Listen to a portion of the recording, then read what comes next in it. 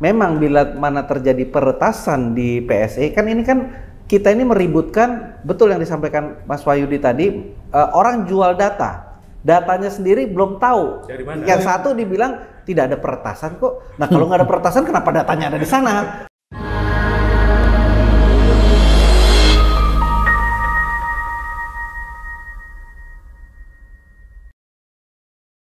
Rekan RKN dimanapun Anda berada, kembali lagi kita bertemu lagi dalam acara diskusi titik temu. Diskusi ini merupakan program akhir pekan RKN dan kali ini kita mengangkat topik yang lagi hangat saat ini, yaitu data pribadi yang bocor lagi. Apa Mas Bobi, ini sudah ada aturan paling tidak. Tetapi kelihatannya pemerintah gagap gitu merespon persoalan kebocoran data yang belakangan ini terjadi.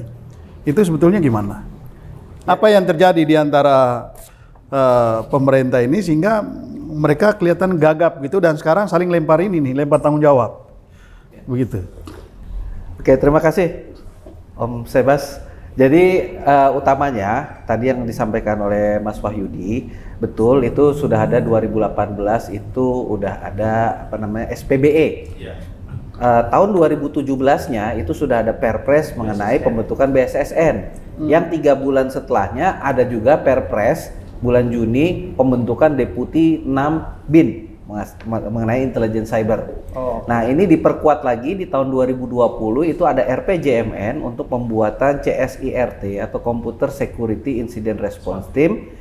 Yang dilanjutkan tahun 2021 ada lagi Perpres mengenai BSN yang menguatkan bahwa peran BSSN adalah koordinator pengamanan cyber pemerintah. Nah jadi kita bahas dulu dari sisi payung hukum. Ya betul. Payung hukumnya ada, tapi roadmap CSIRT itu baru mau dibikin tahun 2023. Jadi ini kebetulan disrupsi karena lebih cepat. Nah, namanya yang tadi sampaikan Mas Wahyudi, kalau peretasan itu ya memang peretasan namanya juga kalau dia minta izin itu bukan peretas, namanya pengakses. Jadi peretas itu udah pasti kriminal. Nah, kegagapan ini memang salah satunya kalau undang-undang PDP itu kan hanya mengatur si PSE-nya, si perusahaan pengendali datanya, si pemrosesornya untuk memiliki perangkat-perangkat yang mampu memenuhi hak warga negara untuk melindungi data. Dan PSE ini kan bisa pihak swasta, bisa pemerintah juga. Ya, tetapi itu dari sisi PSE-nya, jadi kewajiban dia sebagai lembaga. Tetapi dalam konteks negara memang harusnya ada namanya Undang-Undang Keamanan Cyber. Karena kalau Undang-Undang Keamanan Cyber ini ada satu lembaga yang dalam hal ini baru dituangkan dalam Perpres bentuknya koordinatif bahwa keamanan cyber di lembaga negara yang sekitar 1.500 kementerian lembaga dan macam-macam itu harus ada negara. Kalau platform kan itu lain lagi. Itu udah kriminal, cyber crime itu di kepolisian. Kalau internasional nanti udah ada lagi lembaga yang ada di dalam PDP ini. Nah, Undang-Undang Keamanan Cyber ini alhamdulillah sampai hari ini belum masuk, dibikin aja belum. Dan ini memang seperti ada keengganan karena kan cyber itu ada di macam-macam, ada cyber crime, ada cyber defense, ada cyber intelligence, ada cyber anti terorisme, macam-macam. Nah ini yang membuat koordinasi di bawah BSSN ini sekarang baru dimulai untuk dilakukan. Nah seperti yang baru-baru ini, yang peretasan, kami di parlemen kan tidak bisa berspekulasi. Pemerintahnya bilang datanya biasa-biasa saja tuh yang diretas. Tapi kalau ada pengamat bilang ini bukan biasa-biasa, ini gila ini kalau diintegrasikan ini bisa bahaya. Nah, karena kita masih bingung, tapi kan kita paling tidak memastikan ada instrumen negara yang menangani ini. Jadi di DPR kita membuat panja kebocoran data yang mengkonfrontir yang katanya bilang biasa-biasa saja yang diretas dengan yang bilang ini udah hampir game over ini kalau mau diretas. Nah, itu di situ akan kita konfrontir sehingga paling tidak kita bisa tergambar seberapa gawat, seberapa urgent atau masih sesuai dengan roadmap pembangunan infrastruktur pengamanan cyber untuk lembaga publik. Tapi ini sudah dipanggil gitu. Oleh DPR belum? Panjanya baru bikin. Oh, panja Ya baru. gara-gara si Mas Biorka inilah. Kalau nggak ada Mas Biorka ini ya nggak ada panjanya. Mas, tadi kita bicara soal kebocoran, bicara soal pembobolan gitu ya. Nah, tapi sekarang ini kan sudah terjadi berapa kali. Kalau terjadi seperti itu, kita ini mesti bertanya ke siapa? Ya kan? Supaya ini jelas urusannya. Kalau saya lihat sekarang ini kan ini masih nggak jelas nih. Jadi gimana sebetulnya? Ya, terima kasih. Jadi berdasarkan Perpres 28 tahun 2021, memang BSSN itulah koordinator pengamanan cyber. Nah, kalau ada peretasan data publik di lembaga milik publik atau lembaga negara, memang yang bertanggung jawab itu adalah BSSN. Oh. Jadi di situ memang sudah dijelaskan yang merupakan penguatan termasuk juga leading sektor dalam pembangunan yang CSIRT itu yang computer security. Jadi sekarang ini orang semua kan bertanyanya ke Kominfo. Ini salah alamat nih berarti. Kalau di Kominfo itu ya, jadi memang leading sektornya adalah BSSN.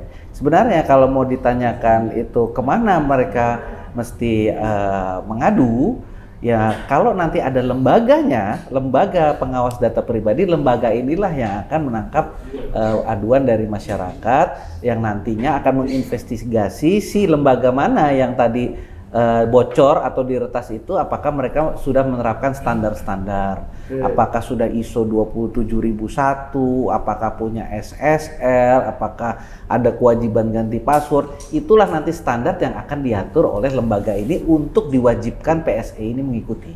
Oh gitu. Kalau sekarang dengan PP yang ada itu, bahwa pendaftaran PSE dengan PP 71 yang itu sifatnya himbauan, tolong ya amankan data kami. Tapi kalau besok kalau lu nggak pakai standarnya, nih ada sanksinya.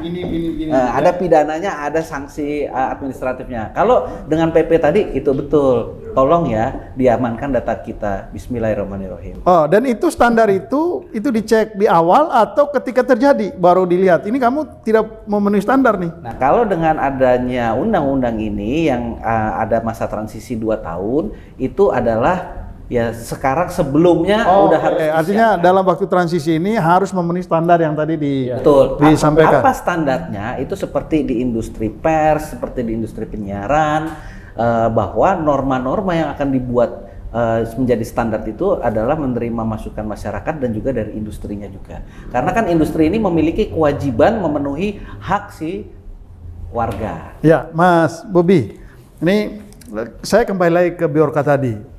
Ini DPR Komisi 1 apakah sudah sudah menanyakan ke Kominfo atau ke BSSN atau ke pihak kepolisian sebetulnya yang mereka tangkap ini siapa?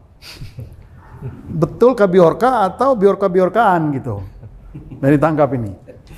Ya betul, karena ada soal mengenai Biorka inilah di Komisi 1 kita membentuk panja kebocoran data. Kita masih belum berani ngomong panja peretasan data. Karena ya itu antara waktu di hari pertama sampai hari keberapa aja bilang tidak ada yang diretas gitu. Nah, ini kan baru perkembangan. Jadi kita ingin memastikan bahwa hal itu memang ada atau tidak. Nah, selanjutnya memang ini sebenarnya roadmap-nya itu sudah ada. Kita membentuk Perpres, ada BSSN, kita membangun CSIRT, kita akan membangun Pusat Data Nasional atau PDN. Itu ada Perpresnya, yaitu Perpres 19 tahun 2019, yaitu satu data nasional. Karena pemerintah memerlukan data nasional ini untuk siapa yang bisa diberikan subsidi energi, siapa yang bisa diberikan subsidi pangan, subsidi pupuk. Itu kan sekarang data TDKS dengan data lain macam-macam kan berbeda. Sedangkan kalau kita mau pakai data peduli lindungi untuk mengisi Pertalite, itu ada undang-undangnya juga bahwa data pribadi itu tidak boleh dipergunakan di luar peruntukannya. Nah, ini akan sangat kompleks sehingga nantinya memang kita perlu satu kebijakan payung hukum yang integratif. Nah, salah satunya untuk hal ini tidak terjadi lagi di lembaga pemerintah, ini kita memang masih perlu satu legislation gap lagi yang namanya Undang-Undang Keamanan Cyber. Karena Undang-Undang Keamanan Cyber itu adalah memprotek data pribadi yang merupakan modal negara. Bukan komersial di platform-platform, itu kan diatur PDP aja cukup. Tapi keamanan cyber itu kan ini masih data yang urusan data NIK dan segala macam. Tapi nanti kalau data yang seperti data PLN bocor, data mengenai transmisi energi atau data-data yang sifatnya rahasia negara, nah inilah kita perlunya undang-undang keamanan cyber. Jadi masih ada legislation gap. Jadi sampai sekarang ini belum jelas nih Bjorka ini sebetulnya ya. Ya Bjorkanya ini Mas atau Mbak aja kita juga belum tahu juga. Dengan rancangan undang-undang yang sedang dibahas, apakah sudah cukup menjawab persoalan yang kita bahas dari tadi? Karena kalau saya lihat dari diskusi kita ini, itu nggak bisa ketemu nih ujungnya di mana, ya kan? Jadi masalahnya nih masih banyak sekali gitu. Boro-boro kita menangkap Bjorkanya. Jadi dari mekanismenya aja masih kacau balau. Nah undang-undang ini bisa menjawab nggak Mas? Kalau ini disahkan? Ya paling tidak dari sisi PSE-nya atau perusahaan pengendalinya, dari pengendali sistem elektroniknya itu memiliki standar pengamanan atau tidak. Nah disitulah nanti kan ketahuan apakah memang bila mana terjadi peretasan di PSE, kan ini kan kita ini meributkan, betul yang disampaikan Mas Wahyudi tadi, orang jual datanya sendiri belum tahu. Dari mana? Yang satu dibilang tidak ada peretasan kok. Nah kalau nggak ada peretasan kenapa datanya ada di sana? Nah ini kan jadi masih belum, antara bocor data dengan peretas data masih belum sinkron. Nah lantas paling tidak dari pengendali atau pemilik asal data, pemroses dari lembaga mana ini, itu juga perlu dipastikan itu tadi yang apakah BSN sudah jalan, mereka sudah punya protokol-protokol atau belum. Kalau misalkan belum punya, berarti data ini bukan diretas dong. Artinya data ini bocor. Nah kalau bocor itu karena apa? Karena tidak compliant sama standar. Atau bisa juga data ini tidak bocor, data ini juga tidak atau diretas. Dibocorkan, kita nggak tahu. Enggak juga, bisa saja orang yang tekun aja mengumpulkan data yang berserakan di mana-mana gitu. Jadi. Yang disampaikan Ya Pak kan? Mahfud kan itu data terbuka, jadi tinggal diambil kan? aja. Ya, dan jadi kita bisa tidak seuzon juga bahwa si lembaga yang punya juga ngerasa mana yang diretas, kayak kita nggak ada yang diretas gitu. Ya jadi memang paling tidak undang-undang ini memastikan dari lembaga pengendali data atau pemroses data itu standar-standar pengamanan untuk diretas atau bocor itu sudah ada, udah in place. Itu dulu. Oke, nah kalau nanti misalnya undang-undang ini disahkan, lalu ada masa transisi 2 tahun, gitu. Nah selama 2 tahun itu ngapain? Sekarang sampai undang-undang itu dinyatakan ini sudah mulai berlaku dan sudah mulai dieksekusi gitu. Ya sekarang ini dengan adanya transisi pada PSE untuk menyesuaikan, bukan berarti ada kekosongan hukum. Di masa transisi sebelum lembaga pengawas data pribadi terbentuk itu kan ranahnya masih di Kominfo. Ya. Jadi Kominfo lah yang menjadi leading sektor bagaimana pembentukan lembaga, dan yang disampaikan Mas Wahyudi tadi itu sangat betul. Jangan sampai nanti lembaga pengawas data, lembaga ini itu tadi dibentuknya cuma perpres pula. Nanti bagaimana dia menghadapi instansi-instansi yang dibentuk oleh undang-undang seperti OJK, ya, OJK atau yang lainnya. Nah, ini akan memunculkan seperti di sektor keamanan cyber. Bagaimana di lembaga publik nanti ada ewuh pakewuh. Tapi paling tidak apapun itu, apakah itu tadi, apakah di lembaga publik, apakah di lembaga swasta, selama dia itu namanya prosesor dan pengendali data, yaitu diaturlah di undang-undang PDP ini. Oh gitu ya. Jadi apa ya, ada kita standar, kita bisa berharap lah dengan undang-undang PDP ini disahkan, kita sudah mulai pelan-pelan menata ya soal data dan lain sebagainya. Ini sebetulnya masih menarik dan masih banyak yang bisa kita diskusikan. Tapi ini di segmen terakhir ini saya pengen pengen gali apa sih pelajaran penting dari kasus Bjorka, kebocoran data ini untuk kita ke depan. Lalu kemudian ini sebentar lagi kan kita Indonesia akan masuk ke tahun politik, 2024 kita akan ada ini. Kalau kita kaitkan ke tahun politik, sebetulnya ini urusan kebocoran-kebocoran ini bisa berbahaya nggak di tahun politik? Saya Mas Bobby, sama kira-kira ini pelajaran pentingnya, apalagi menjelang pemilu, apalagi ini Mas Bobby ini mewakili orang partai. Yang tadi disampaikan itu, ini hati-hati manfaatkan datanya di pemilu. Padahal partai politik ya pasti punya kepentingan dengan data supaya bisa menang kan. Nah ini gimana nih? Ya, paling utama yang kami inginkan adalah bagaimana dalam proses pemilu tersebut hasil data pribadi yang diproses oleh KPU itu bisa tepat waktu. Jangan sampai karena isu perlindungan data ini tidak selesai atau terjadi di lembaga yang sedang melakukan penghitungan, ini membuat keputusan atau penetapan hasil pemilu itu jadi mundur, jadi tidak tepat waktu. Inilah yang kita di parlemen ingin memastikan bahwa di sektor lembaga publik pengamanan tersebut sudah dilakukan dengan proper istilahnya. Nah, bagaimana penggunaannya di dalam kegiatan politik oleh partai itu memang sudah diatur karena partai juga bisa dianggap sebagai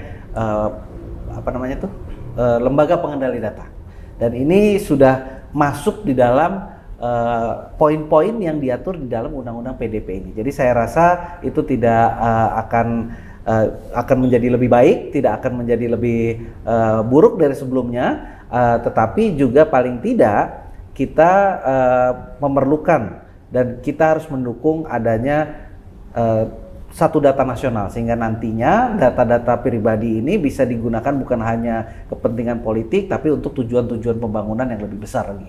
Oke, ya ini saya masih punya waktu beberapa menit. Di saat terakhir saya pengen minta komentar. Hacker itu kan menurut saya ya, hacker itu anak-anak jenius yang punya kemampuan luar biasa. Jenius dan persisten. Ya. Dan bagaimana sebaiknya memperlakukan hacker ini? Kalau misalnya Indonesia ini punya hacker, bagaimana memperlakukan mereka? Karena mereka ini bisa jadi kekuatan utama bangsa ini loh. Ya, gimana Mas Bobby? Kalau saya tadi Mas Agus membagi dua, saya juga membagi dua. Apa? Pembagiannya gimana? Ya, namanya hacker itu meretas tanpa izin. Tapi kalau meretasnya dengan izin, itu menurut saya pejuang. Jadi kalau misalkan banyak itu namanya hacker yang memberikan service penetration test kepada perusahaan-perusahaan atau lembaga-lembaga pengendali data bahwa lembaga ini memang sudah memiliki keamanan yang memadai. Coba kamu jebol dulu. Kamu jebol. Nah, itu dia istilahnya ethical hacker. Iya, ethical hacker. Atau yang tadi disampaikan Mas Wahyudi juga, kalau hacker yang menyerang ke luar negeri, nah itu adalah hacker pejuang. Nah, ini adalah satu grup. Nah, tetapi kalau ada hacker yang meretas bangsanya sendiri, pemerintahnya sendiri, itu dalam dirinya sudah ada kriminal. Ini udah ada tumbuh orang kriminal. Ini yang tidak bisa dipercaya orang ini. Jadi mau nanti kalau ini yang nanti direkrut itu segala macam, ini masih harus perlu ada pembinaan, harus ada deradikalisasi dulu. Nah, jadi yang paling dua, jadi ada ethical hacker dengan radikal hacker. Oke. Ya, diskusi kita ini sangat menarik. Jadi waktu juga yang akhirnya membatasi kita untuk mengakhiri diskusi kita kali ini. Karena itu acara diskusi akhir pekan titik temu kita akhiri dulu sampai saat ini.